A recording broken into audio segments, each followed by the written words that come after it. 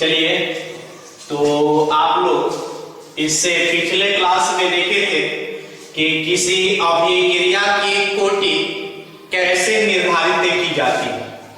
तो अभिक्रिया की कोटि तो निर्धारित कर चुके थे कि आप प्रथम कोटि की अभिक्रिया, द्वितीय कोटि की अभिक्रिया, तृतीय कोटि की या फिर शून्य कोटि की अभिक्रिया।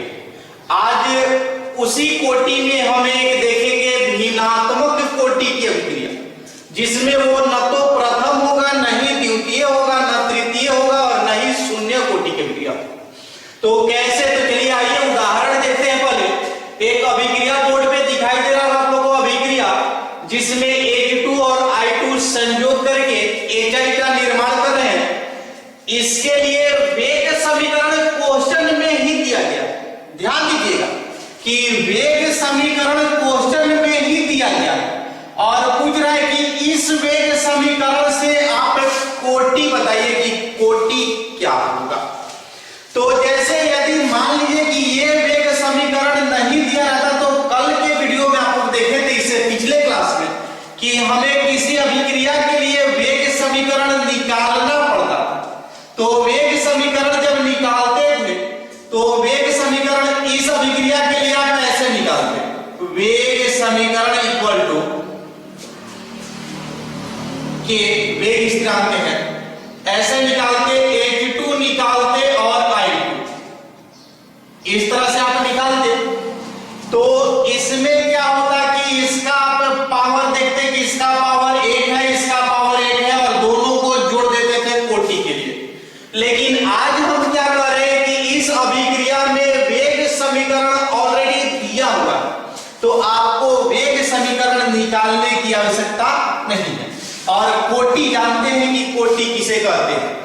कोटि वेग समीकरण में सम्मिलित स्टोइकियोमेट्रिक नामक गुणांकों के घातांकों के योगफल को कोटि कहते हैं। तो जैसे देखेंगे कि इस वेग समीकरण में सम्मिलित जो भी समीकरण है उसमें स्टोइकियोमेट्रिक नामक जो घातांक है अर्थात स्टोइकियोमेट्रिक जो पावर है उसको जोड़ दीजिए, कोटि निकल जाएगा। तो H2 का पावर 1 है और I2 का पावर क्वेश्चन में ही दिया हुआ जो 1/2 है। तो कोटि निकालने के लिए आसान उपाय है कि 1 + 1/2 कर दीजिए, दोनों को ऐड कर दीजिए, 3/2 आ जाएगा, आंसर हो गया कोटि। तो ऐसे क्वेश्चन में आपको यदि वेग समीकरण दिया रहे तो कोटि इस तरह से आप निकालेंगे। इसको कहते हैं हम भिन्नात्मक कोटि की अभिक्रिया।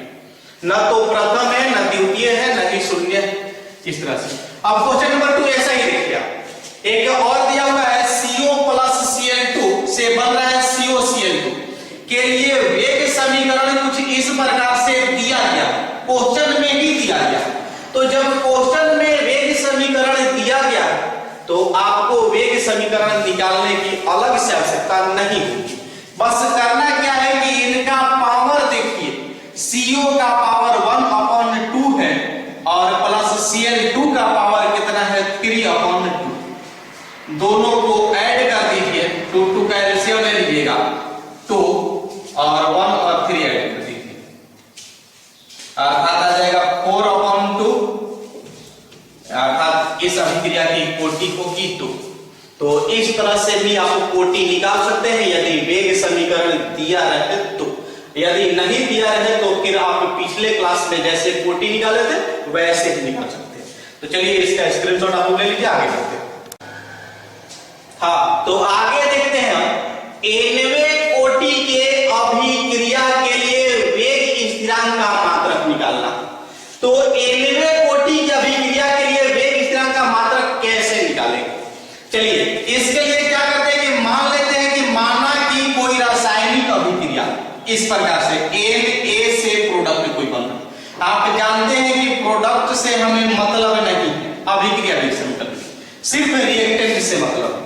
तो इसके लिए अभिक्रिया वेग समीकरण कैसे लिखते हैं, आप जानते हैं कि अभिक्रिया वेग समीकरण इक्वल टू होता है कि वेग स्थिरांक अभिकारक लिख देते हैं, अभिकारक है और जो गुणांक रहता है उस गुणांक को कहते हैं स्टोइकियोमेट्रिक नामक गुणांक, और इसको अभिक्रिया वेग समीकरण के व्यंजक में पावर बनाते हैं, घात बना देते हैं। तो इस तरह से अभिक्रिया वेग समीकरण लिखते हैं।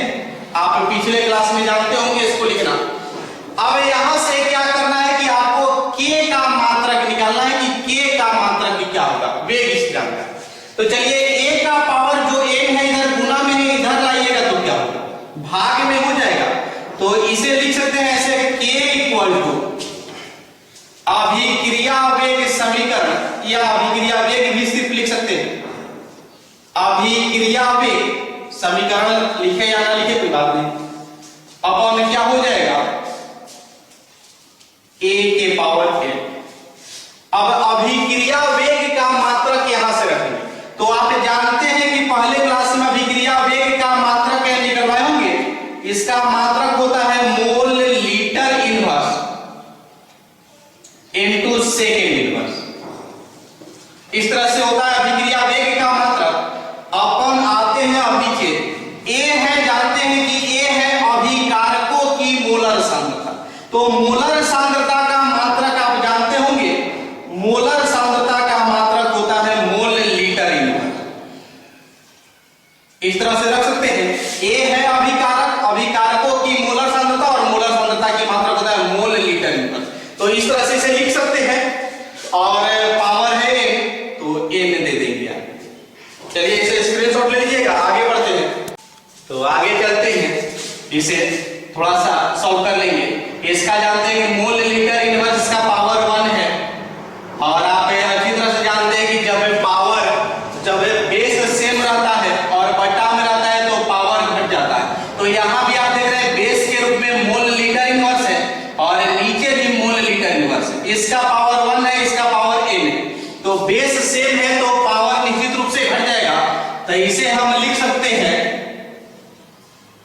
Mole litre inverse 1 minus n into second inverse. तो ये होता है nवें कोटि के अभिक्रिया के लिए वेग स्थिरांक का मात्रक, mole litre inverse 1 minus n into second inverse. अब इस मात्रक से हम किसी भी कोटि की अभिक्रिया के लिए वेग स्थिरांक का मात्रक आसानी से ज्ञात कर सकते हैं। जैसे एग्जांपल के रूप में सबसे पहले हम चलते हैं शून्य कोटि के लिए, हेडिंग दे दीजिएगा ऊपर, शून्य कोटि की अभिक्रिया के लिए वेग स्थिरांक का मात्रक। शून्य कोटि के लिए चलते हैं,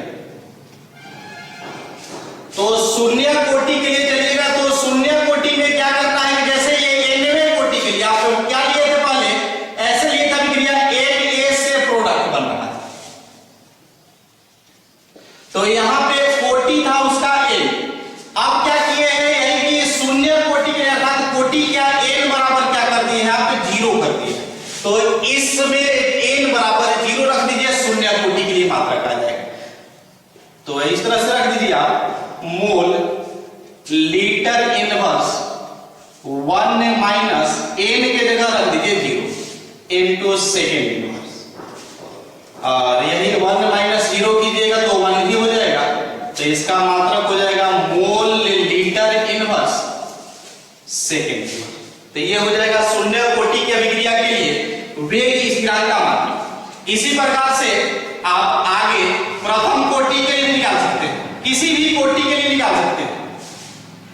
अब प्रथम कोटि के लिए जब निकालिएगा तो प्रथम कोटि के लिए क्या कर देना है कि n बराबर यहां पे 1 रख देंगे। अब क्या कीजिएगा, यहां पे इसमें रखना है, तो मोल लीटर इनवर्स अब 1 माइनस n के जगह आपकी क्या रखना है 1 रखना है, तो 1 रख दीजिए इनटू सेकेंड इनवर्स। अब क्या कीजिएगा, तो 1 माइनस 1 कीजिएगा तो 0 हो जाएगा, और किसी भी चर या अचर का जो पावर होता है 0, तो पावर जब 0 हो तो उसका वैल्यू 1 हो जाता है। तो अर्थात कहने का था कि मोल लीटर इनवर्स और जब पावर 0 होगा तो इन सब का वैल्यू हो जाएगा 1, बच जाएगा सिर्फ सेकेंड इनवर्स। तो आपसे कोई पूछे कि प्रथम कोटि की अभिक्रिया के लिए वेग स्थिरांक का मात्रक क्या होगा, तो वो होगा सेकेंड इनवर्स सिर्फ। इसी प्रकार से आप आगे देखिएगा, द्वितीय कोटि के लिए, तृतीय कोटि के लिए निकाल दीजिएगा। बस द्वितीय कोटि के लिए कीजिएगा तो n बराबर 2 रख दीजिएगा और उसे सॉल्व कर दीजिएगा, आ जाएगा बात। ठीक है, स्क्रीनशॉट ले लीजिए। चलिए तो नेक्स्ट टॉपिक लेते हैं, कोटि एवं आणविकता में अंतर। बहुत बढ़िया क्वेश्चन है और आपके एग्जाम में बिहार बोर्ड में लगभग 3 बार आ चुका है, तो भी लगा लीजिएगा। कोटि एवं आणविकता में अंतर। कोटि तो जानते हैं, परिभाषा दिए होंगे कि अभिक्रिया की कोटि किसे कहते हैं, तो कहे भी होंगे कि अभिक्रिया वेग समीकरण में सम्मिलित स्टाइकियोमेट्रिक नामक गुणांकों के घातांकों के योगफल को अभिक्रिया की कोटि कहते हैं। परिभाषित किए होंगे पिछले क्लास में। और आणविकता इसे भी परिभाषित किए होंगे कि किसी अभिक्रिया में अभिकारकों के कुल अणुओं की संख्या को आणविकता कहते हैं, अर्थात यह अभिकारकों के अणुओं की कुल संख्या होती है। आप जान रहे होंगे।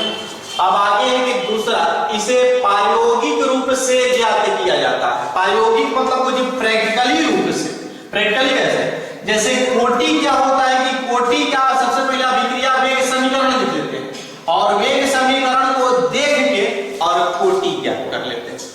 और आणविकता में क्या है कि इसे थ्योरेटिकल रूप से, जैसे क्या होता है कि किसी अभिक्रिया को इसमें थ्योरी रूप में देखा जाता है और थ्योरी रूप में देखकर देख लिया जाता है कि अभिकारक कितना है, उस प्रकार से आणविकता ज्ञात कर लिया जाती है। तो इसे इसलिए प्रैक्टिकली रूप से और इसे थ्योरेटिकल रूप से ज्ञात किया जाता है। अब तीसरा है, इसका मान शून्य भी हो सकता है। जैसे आपको बताया गया कि जिस अभिक्रिया में उत्प्रेरक रहता है उस अभिक्रिया की कोटि निश्चित रूप से शून्य होती है, तो कोटि का मान शून्य हो सकता है, लेकिन आणविकता का मान शून्य नहीं हो सकता। आगे है 4 नंबर, यह भिन्नांक भी हो सकता है। जैसा कि आज ही एक एग्जांपल देखे होंगे कि एक का आया था जैसे 3/2 लाए थे आंसर, तो यह इसका मान भिन्नांक भी हुआ था, लेकिन आणविकता का मान भिन्नांक नहीं हो सकता। तो ये है कोटि और आणविकता में अंतर, नोट कर लीजिएगा इसको। चलिए आज का क्लास समाप्त।